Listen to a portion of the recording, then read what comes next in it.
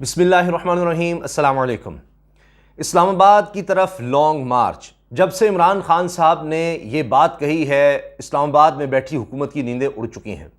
अब इस वक्त तो मौजूदा सूरत हाल में आप देख रहे हैं, इस्लामाबाद में जो सबसे बड़ी खबर बनी हुई है वो सेंट्रस मॉल में लगी आग है और इस आग पर काबू नहीं पाया जा सका।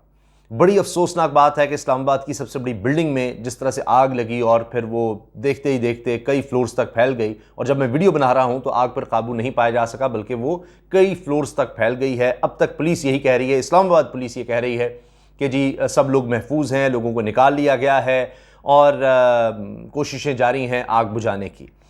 अब एक तो हमारे यहाँ जाहिर है कि इंफ्रास्ट्रक्चर उस तरह से बिल्ड नहीं किया गया, रिस्पॉन्स उस तरह का कई दफ़ा नहीं होता इदारों का कि इस तरह के इतने बड़े एक प्रोजेक्ट में ये मामला हुआ। किसी फूड कोर्ट में एक जगह पर आग लगी, उस पर काबू नहीं पाया जा सका और जगह जगह फैल गई। तो इस वक्त तो इस्लामाबाद में जितने रिहायशी हैं, पूरे पाकिस्तान के सब लोगों में अगर आप देखें तो तशवीश की लहर है। सोशल मीडिया पर इस वक्त सबसे ज़्यादा ये खबर डिस्कस हो रही है, क्योंकि बड़े ही खौफनाक मनाजिर हैं। इतनी बड़ी बिल्डिंग और उसमें आग इतनी ज़्यादा और धुआं पूरे इस्लामाबाद में देखा जा सकता है, यानी दूर दूर तक अगर आप देखें कहीं से भी पूरे इस्लामाबाद में कहीं आप छत पर खड़े हो जाएं तो आपको धुआं नज़र आएगा, इस कदर बड़ी आग है।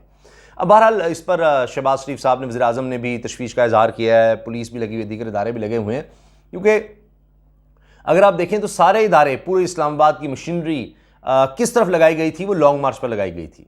कहीं और कोई ध्यान नहीं है, सिर्फ और सिर्फ ये कि लॉन्ग मार्च किस तरह हो रहा है। लेकिन अब मसला ये हुआ है कि सिर्फ इमरान खान कहीं लॉन्ग मार्च नहीं है, एक और लॉन्ग मार्च का भी ऐलान हो गया है, और वो भी कोई ऐसा नहीं है कि आप कहें कि जनाब वो कुछ भी नहीं कर सकते। ये भी बड़ा हम लॉन्ग मार्च हो सकता है और हुकूमत को इसमें भी लेने के देने पड़ जाएंगे, क्योंकि इमरान खान के साथ अगर ये लॉन्ग मार्च शामिल हो गया तो फिर तो हुकूमत कुछ भी नहीं कर सकेगी। और ये लॉन्ग मार्च है जमात इस्लामी की तरफ से, और उनके अमीर सिराजुल हक साहब ने वाज़ेह ऐलान कर दिया है कि अगर ये ट्रांसजेंडर बिल वापस नहीं लिया जाता तो हम इस्लामाबाद की तरफ लॉन्ग मार्च करेंगे। उन्होंने इस पर एतराज़ात का भी बताया है कि जनाब कई मगरबी मुल्कों में भी इसकी इजाज़त नहीं है कि कोई भी शख्स अपनी मर्ज़ी से अपनी जिन्स जो है तब्दील कर सके, फिर शादियां कर सके। ये कैसे है, कोई मेडिकल बोर्ड बनाना चाहिए, और कई लोग ऐसे ही ये बात कर देते हैं और ये सब कुछ वो कह रहे हैं।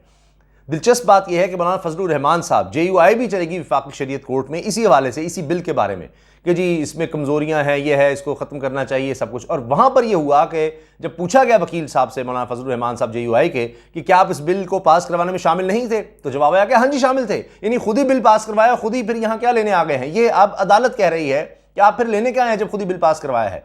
तो ये भी एक तो अजीब बात है, दोगलापन कहें, इसको क्या कहें, पॉइंट स्कोरिंग कहें। अब जनाब दूसरी तरफ जाया जा रहा है, हुकूमत पर यह प्रेशर ज़रूर है दीनी और मजहबी जमातों की तरफ से कि इस बिल को वापस लिया जाए। अभी तक ये बात हो रही है जी अच्छा देखेंगे, करेंगे, ये होगा वो होगा, लेकिन ये बड़ा सीरियस इशू बनता चला जा रहा है हुकूमत के लिए। और अब जमात इस्लामी, जिसके बारे में तो कहा गया कुछ अरसे से बिल्कुल ही कमज़ोर हो गई है, ख़ासतौर पर जब MMA बनी, मौलाना फजलुर रहमान साहब के साथ मिले तो वो बिल्कुल ही जमात इस्लामी कमज़ोर से कमज़ोर होती चली गई, फिर अलग हुए। लेकिन अब अगर आप ये देखें अल खिदमत फाउंडेशन को, तो उसमें इन्होंने बड़ा काम किया है, जो जमात इस्लामी का ज़ेली इदारा है खिदमत खल्क के लिए, फ़लाही कामों के लिए। तो उनकी तरफ से इतना काम किया गया है सैलाब ज़दगान की मदद के हवाले से कि फिर वो एक आप कह सकते हैं कि दोबारा जमात इस्लामी जो है वो एक तरह से लाइमलाइट में आ गई है।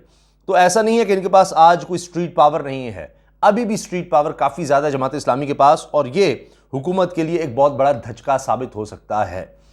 दूसरी तरफ अगर आप देखें तो जो खबरें आ रही हैं हुकूमत के लिए कोई अच्छी नहीं है।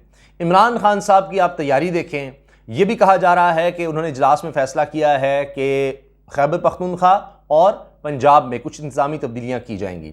इजलास में कुछ लोगों ने यह भी कहा कि वज़ीर दाखिला पंजाब सही तरह काम नहीं कर रहे। हाशिम लोगर साहब ने जो ख़ास तौर पर कहा कि जी पंजाब हुकूमत किसी भी तरह से कोई फैसिलिटेट नहीं करेगी, लॉन्ग मार्च में कोई हिस्सा नहीं लेगी, कुछ इस तरह से नहीं होगा। इसके तनाजुर में शायद इसी तरह खैबर पख्तूनख्वा में भी शायद इमरान खान साहब उस तरह से खुश नहीं हैं लॉन्ग मार्च की तैयारियों को लेकर। और क्योंकि मिसाल के तौर पर मैं आपसे अर्ज़ कर दूं, शहबाज गिल ने सवाल उठाया कि जी ये जो इतने कंटेनर्स आ रहे हैं तो दो ही रास्तों से आ सकते हैं इस्लामाबाद में, या खैबर पख्तूनख्वा से या पंजाब से। तो ये हुकूमतें क्या कर रही हैं कि इस्लामाबाद में कंटेनर्स और इतने बड़े बड़े कंक्रीट के ब्लॉक्स लाए जा रहे हैं, कोई इस्लामाबाद के अंदर तो नहीं बन रहे। तो ये किस तरह से आ रहे हैं कि अरबों रुपया, यानी एक अंदाजे के मुताबिक, क्योंकि अब तक लगभग 1100 से ज़्यादा कंटेनर्स आ चुके हैं इस्लामाबाद में। एक कंटेनर का किराया कोई 1.5 लाख रुपया एक दिन का बताया जाता है, तो आप सोचिए ज़रा कि ये कितनी ज़्यादा रकम बनती है। तो ये अरब रुपए से ज़्यादा कहा जा रहा है जी, कुछ दिन का बन जाता है। तो ये अरबों रुपया जितने दिन यहाँ कंटेनर्स रहेंगे, कुछ को ज़ाहिर है कि ज़बरदस्ती भी लिया गया होगा, तो ये सराबजदगान में क्यों नहीं तकसीम किया जा रहा, ये सवाल उठ रहे हैं। फिर हुकूमत तो ऐसे जैसे उन्होंने सोच लिया है कि हमने अपनी बदनामी करवानी ही करवानी है, क्योंकि हमें कोई फ़र्क नहीं पड़ता, हमें जो लाने वाले हैं जब तक वो हमारे साथ हैं। तो उन्हीं की तरफ से अगर आप ये देखें तो कामरान टिसौरी साहब, उनको लाया गया है जी गवर्नर सिंध। अब लोग इस पर इतना एतराज़ कर रहे हैं कि भाई आपने ये क्या किया है। 2017 में फंक्शनल लीग से वो MQM में आए, पहले कहते थे जी ये फ़ारूक सत्तार साहब की ATM है, अब वो किस तरह से बन गए चांसलर, यूनिवर्सिटीज़ के चांसलर होते हैं जनाब, गवर्नर जो होते हैं। तो एक ऐसा शख्स जो यानी जिस बदनामी है, जिसकी बदनाम ज़माना जिसको कहें आप, उसको आपने लगा दिया है। तो क्या आप बता रहे हैं, पहले ही सिंध का, कराची का बुरा हाल है, तो वहाँ की यूनिवर्सिटियों का आपने बेड़ा गर्क किया हुआ है। अब और आप क्या चाहते हैं, कोई इमेज कोई रहने देना है? नहीं, वैसे ही ख़राब है, हकीकत तो ख़राब है ही, कोई इमेज ही बेहतर कर लें। इमेज बेहतर करना है, इमेज बद से बदतर, और फिर हालात तो उससे भी ख़राब।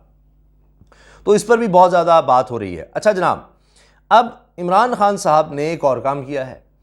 साबिक वज़ीर-ए-आज़म आज़ाद कश्मीर अब्दुल क़य्यूम नियाज़ी को शो कॉज नोटिस भेज दिया है, क्योंकि उन्होंने जमात के खिलाफ बात की। तो इमरान खान साहब इस वक्त ये लग रहा है कि बड़े एग्रेसिव हैं, वो किसी भी तरह से कोई भी ये नहीं कि जनाब कोई बैक फुट पर हैं, या अच्छा अपने लोगों के खिलाफ भी कार्रवाई कर रहे हैं, लॉन्ग मार्च के लिए भी भरपूर तैयारी कर रहे हैं। और अगर उनको लग रहा है कि कोई रुकावटें हैं पंजाब या खैबर पख्तूनख्वा हुकूमत की तरफ से, तो वहाँ पर भी वो तब्दीली की तरफ जा रहे हैं।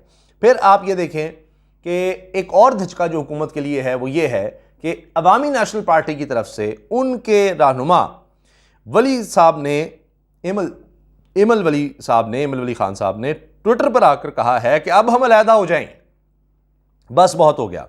वो कहते हैं जी, विफाकी हुकूमत को कह रहे हैं कि अगर 16 अक्टूबर को होने वाले ज़मीनी इंतखाबात मजीद मुलतवी हुए तो इलेक्शन से दस्तबरदार होने के साथ हुकूमती इत्तेहाद से अलग हो जाएंगे, हम इस बार किसी को भागने नहीं देंगे। अब दिलचस्प बात यह है कि ये लड़ाई ये चल रही है कि खैबर पख्तूनख्वा में गवर्नर किसको होना है, तो वो नहीं बात मानी जा रही। अब 16 अक्टूबर को उनको पता है हमने हारना है, तो ये एक प्रेशर टैक्टिक है।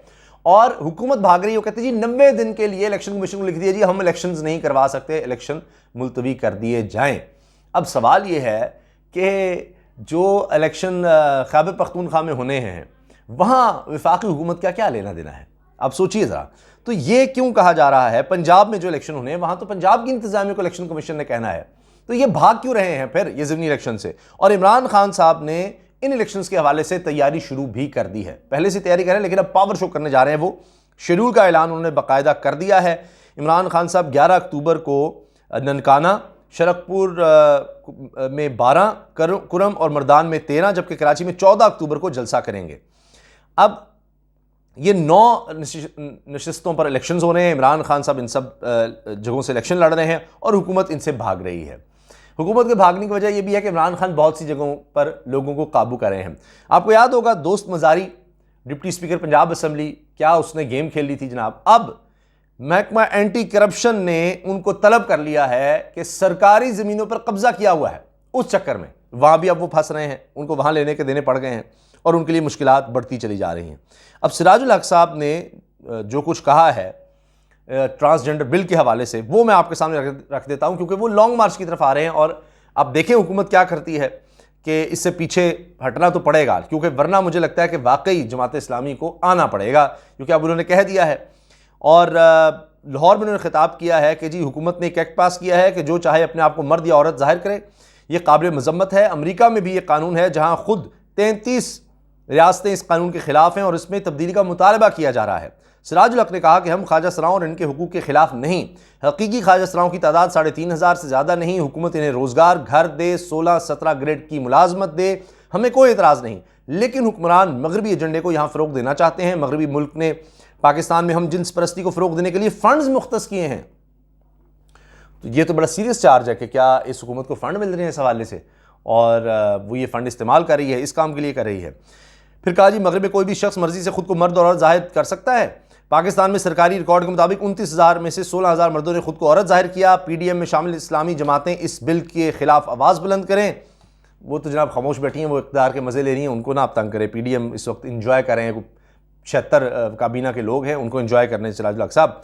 अमीर जमात इस्लामी का कहना था कि हुकूमत कानून तब्दील कर ले बिल वापस ना लिया गया तो इस्लामाबाद की तरफ मार्च करेंगे। हुकूमत इस कानून को फिल फौर वापस ले, वरना कौम लॉन्ग मार्च के लिए तैयार हो जाए। सियासी जमातें इस कानून के खिलाफ उठ खड़ी हों। सियासत की दुनिया में पीटीआई, पीपीपी, मुस्लिम लीग नून और एमक्यूएम एक दूसरे की हरीफ हैं, लेकिन बिल इन सब जमातों ने मिलकर पास किया। आइन के मुताबिक वो कानून कुरान और हदीस के खिलाफ नहीं हो सकता। फिर आखिर में उन्होंने जोर दिया कि जमात इस्लामी के सेनेटर मुश्ताक अहमद ने बिल में तरमीम की करारदाद पेश की है। अगर कोई खुद जिन्स तब्दीली चाहता है तो इस पर मेडिकल बोर्ड बनना चाहिए। इसके लिए डॉक्टर माहिर नफ्सियात पर मुश्तमिल बोर्ड हो। सिराजुल हक ने फिर कहा कि हुकूमत सादिक और अमीन के कानून को वापस लेना चाहती है, जिसकी इजाज़त नहीं दी जाएगी, और मेरा ख्याल है तहरीक इंसाफ भी इसके खिलाफ होगी। तो यहाँ दोनों इकट्ठे नजर आ रहे हैं। हुकूमत चोरों डाकुओं के लिए इक़्तिदार के रास्ते खोलना चाहती है, तो इसलिए जनाब ये कामरान टेसौरी साहब जिस तरह आए हैं उसको भी इसी से जोड़ा जा रहा है कि ये सिराजुल हक साहब कह रहे हैं चोरों डाकुओं के लिए रास्ता साफ़ करना चाहते हैं। सिराजुल हक हों, जमात इस्लामी हों, तो वो मुझे लगता है कि इस तैनाती के हवाले से भी बहुत बात करेंगे। इस पर भी हुकूमत को बहुत ज़्यादा तनकीद का निशाना बनाया जा रहा है। आपकी इस बारे में क्या राय है लॉन्ग मार्च के हवाले से, इमरान खान की तैयारियों की और हुकूमत की तैयारियों की? और इमरान खान साहब ने जिस तरह शेड्यूल जारी कर दिया है जलसों का, तो आपको क्या लगता है ये भी उसी तरह से कामयाब होंगे जो पिछले जलसे जिस तरह कामयाब हुए हैं? और इन 9 हल्कों में जहाँ इलेक्शन होने जा रहा है, आप किसको जीतता देख रहे हैं? इजाज़त दीजिए, अल्लाह हाफ़िज़।